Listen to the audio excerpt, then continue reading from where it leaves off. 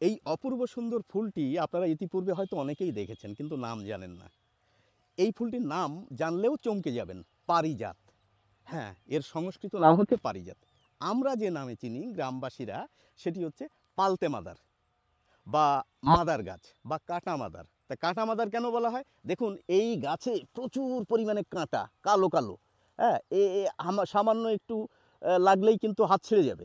এই ফুল ধরতে গিয়েও কিন্তু আমার কয়েক জায়গায় কেটে গেছে। যাই হোক, বাংলা সাহিত্যে কিন্তু এর কদর রয়েছে এই ফুলের। রবি ঠাকুরের প্রশ্ন কবিতায় আধার হলো মাদার গাছের তলা, ওই যে মাদার গাছটি, এটিই সেই মাদার গাছ।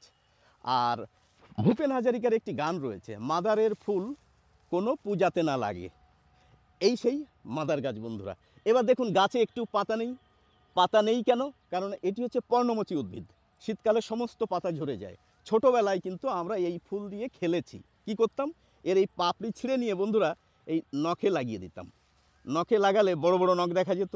এই আবার অনেককে শুনেছি এটি নাকি খায়, সেটি যাই হোক আমি জানি না, তবে পাতার একটি ব্যবহার রয়েছে, বেশ চমৎকার ব্যবহার।